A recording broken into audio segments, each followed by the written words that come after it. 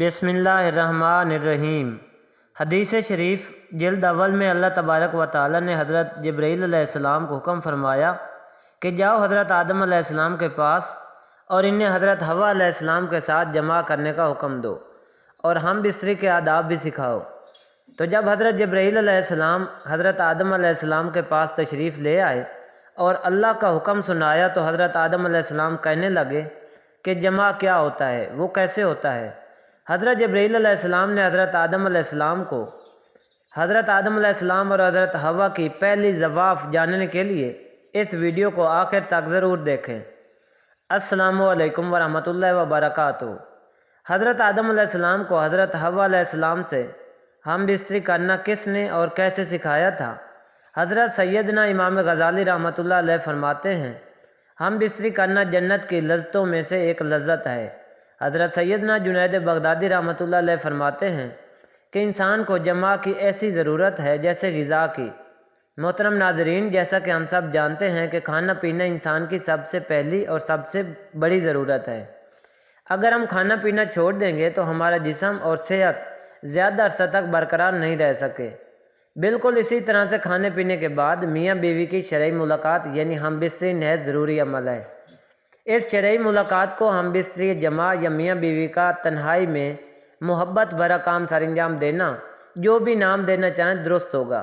جب آپ صحبت قائم کرتے ہیں تو آپ کو سکون اور خوشی محسوس ہوتی ہے، آپ بھی اپنے آپ سے پیار کرنے لگ جاتے ہیں۔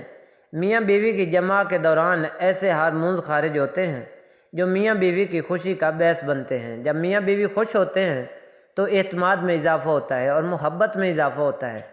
اللہ رب العزت نے حضرت آدم علیہ السلام کو پیدا فرمایا اور یوں نسل انسانی کی تخلیق ہوئی، جس کی ابتدا اللہ تعالیٰ کو حضرت آدم علیہ السلام کی مٹی سے پیدا فرمانے سے ہوئی۔ حضرت آدم علیہ السلام کو اللہ رب العالمین نے جنت کے اندر تخلیق فرمایا اور حضرت آدم علیہ السلام جنت کے اندر اکیلے بشر تھے، یعنی انسان تھے، اور ان کی جنس سے کوئی بھی بشر موجود نہ تھا جس کے ذریعے حضرت آدم علیہ السلام جنسیت حاصل کرتے۔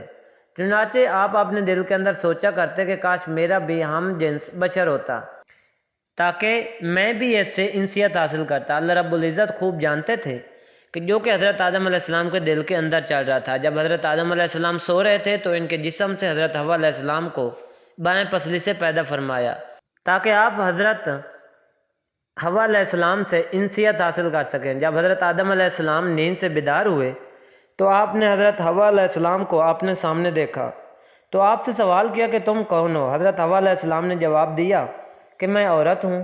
پھر حضرت آدم علیہ السلام نے پوچھا اللہ تبارک و تعالیٰ نے تجھے کیوں پیدا فرمایا ہے؟ تو حضرت حوا علیہ السلام نے جواب دیا کہ اللہ رب العالمین نے مجھے آپ کی تسکین کے لیے پیدا فرمایا ہے تاکہ آپ میرے قرب سے سکون حاصل کر سکیں۔ یہی وجہ ہے حدیث پاک میں حضور اقدس صلی اللہ علیہ وآلہ وسلم نے کنوارے لڑکے اور کنواری لڑکی کو مسکین قرار دیا ہے، کیونکہ دونوں کا کوئی مونٹ نہیں ہوتا، لہذا جوان اولاد کی جلدی شادی کر دینی چاہیے تاکہ وہ میاں بیوی ایک دوسرے کے قرب سے سکون پا سکیں۔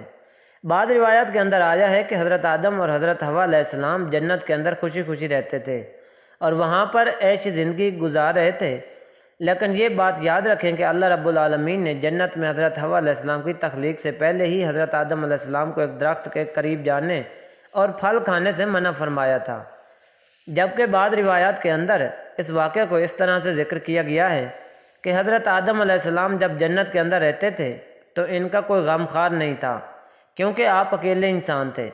چنانچہ آپ کے دل کے اندر یہ چاہت تھی کہ کاش میری جنس سے کوئی اور بھی ہوتا کہ جس سے میں تسکین حاصل کر سکتا۔ اللہ تبارک و تعالیٰ نے حضرت آدم علیہ السلام پر نیند کا غلبہ فرمایا۔ یہ بات یاد رکھیں کہ یہ پہلی نیند تھی جو کہ بنی آدم پر طاری ہوئی۔ چنانچہ اس نیند کے اندر اللہ تبارک و تعالیٰ نے حضرت حوا علیہ السلام کو حضرت آدم علیہ السلام کی بائیں پسلی سے پیدا فرمایا۔ چنانچہ جب حضرت آدم علیہ السلام بیدار ہوئے، آپ نے اپنے سامنے ایک ایسی بشر عورت کو دیکھا جو کہ آپ سے بہت زیادہ مشابہت رکھتی تھی اور جس سے بشریت کے اندر بہت زیادہ حسین و جمیل تھی۔ چنانچہ حضرت آدم علیہ السلام نے جیسے ہی حضرت حوا علیہ السلام کو دیکھا تو آپ سب کچھ جان گئے کہ یہ کیوں اور کس وجہ سے پیدا ہوئی ہے اور ان کا نام کیا ہے، کیونکہ اللہ تبارک و تعالیٰ نے آپ کو پہلے ہی تمام چیزوں کا علم سکھا دیا تھا۔ چنانچہ پھر اس کے بعد فرشتے حضرت آدم علیہ السلام کے علم کا امتحان لینے کے لیے ان کے پاس آئے اور حضرت آدم علیہ السلام کو سلام کیا، اور حضرت آدم علیہ السلام کو سلام کرنے کے بعد فرشتوں نے پوچھا کہ یہ سامنے تمہارے جو مخلوق موجود ہے یہ کیا چیز ہے؟ حضرت آدم علیہ السلام نے ارشاد فرمایا کہ یہ عورت ہے۔ چنانچہ پھر ان فرشتوں نے دوسرا سوال یہ کیا کہ اس عورت کا نام کیا ہے؟ تو آپ نے فرمایا کہ اس کا نام حوا ہے۔ جب اللہ رب العالمین نے حضرت آدم علیہ السلام کو پیدا فرمایا تو اللہ تبارک و تعالی نے حضرت آدم علیہ السلام کی طرف ایک فرشتے کو بھیجا۔ حضرت آدم علیہ السلام کو جمع یعنی ہم بستری کا حکم دیا تو انہوں نے حضرت حوا علیہ السلام سے ہم بستری کی۔ چنانچہ جب حضرت آدم علیہ السلام نے جمع سے فارغ ہوئے تو حضرت حوا علیہ السلام نے کہا، اے آدم یہ تو بہت اچھی چیز ہے، اس کو میرے ساتھ اور زیادہ کرو۔ اس حوالے سے اس کی کوئی سند موجود نہیں۔ یہ بعض روایات میں آتا ہے کہ حضرت آدم علیہ السلام کو جنت کا ممنوع پھل کھانے کی وجہ سے زمین پر اتارا اور وہ کافی عرصے تک ایک دوسرے سے جدا رہے۔ چنانچہ حضرت آدم علیہ السلام اللہ رب العالمین کی محبت اور اپنی خطا پر بہت زیادہ گریہ و زاری فرمایا کرتے تھے۔ چنانچہ آپ کے رونے کی شدت کی وجہ سے ایک دن حضرت جبرائیل علیہ السلام نے اللہ تبارک و تعالیٰ کی بارگاہ کے اندر حضرت آدم علیہ السلام کی سفارش کی، جس پر اللہ تبارک و تعالیٰ نے حضرت آدم علیہ السلام کے دل کے اندر توبہ قبول کرنے کا طریقہ پیدا فرمایا۔ میرے پیارے حبیب نبی کریم صلی اللہ علیہ وآلہ وسلم کے وسیلے سے میری بارگاہ کے اندر توبہ کرو تو میں تمہاری توبہ قبول کر لوں گا۔ چنانچہ پھر اسی طرح سے حضرت آدم علیہ السلام نے اللہ تبارک و تعالیٰ کی بارگاہ کے اندر توبہ کی تو اللہ رب العالمین نے ان کی توبہ قبول کرتے ہوئے حضرت جبرائیل علیہ السلام کو خوشخبری سناتے ہوئے فرمایا، جاؤ آدم سے کہو کہ تمہاری توبہ قبول ہوئی۔ پھر حضرت جبرائیل علیہ السلام حضرت آدم علیہ السلام کے پاس آئے اور ان کی توبہ کی مقبولیت کی خوشخبری ان کو سنائی، اور پھر حضرت آدم علیہ السلام کو لے کر آپ مکہ مکرمہ تشریف لائے اور وہاں کعبۃ اللہ شریف کی حضرت آدم علیہ السلام نے بنیادیں رکھیں اور حجر اسود پتھر کو بھی نصب کیا جو کہ آپ کے ساتھ جنت سے آیا تھا۔ اس کے بعد حضرت آدم علیہ السلام میدان عرفات کے اندر دونوں کی ملاقات کروائی۔ چنانچہ عرصے کی دوری اور وقت اور دنیا کی تغیرات کی وجہ سے دونوں کے اندر کافی تبدیلیاں آ چکی تھیں، اس وجہ سے دونوں ایک دوسرے کو پہچان نہ سکے، جس پر حضرت جبرائیل علیہ السلام نے آپ دونوں کا تعارف کروایا۔ محترم ناظرین، حضرت آدم علیہ السلام اور حضرت حوا علیہ السلام اکٹھے رہنے لگے، لیکن حضرت آدم علیہ السلام کو جنت کے اندر حضرت حوا علیہ السلام سے قربت کرنے سے منع قرار دیا گیا تھا، اور نہ ہی کسی قسم کے توالت و تناسل کا سلسلہ شروع ہوا تھا۔ اس لیے حضرت آدم علیہ السلام اور حضرت حوا علیہ السلام علیحدہ علیحدہ سویا کرتے تھے۔ چنانچہ ایک مرتبہ اللہ رب العزت نے حضرت جبرائیل علیہ السلام کو حکم فرمایا کہ جاؤ اور حضرت آدم علیہ السلام کو حکم دو کہ وہ حضرت حوا علیہ السلام سے جمع کریں اور ان کو آداب مباشرت بھی سکھاؤ۔ چنانچہ حضرت جبرائیل علیہ السلام حضرت آدم علیہ السلام کے پاس تشریف لائے اور ان کو اپنی بیوی حضرت حوا علیہ السلام کے قریب ہونے کا حکم دیا اور ان کو آداب مباشرت بھی سکھائے۔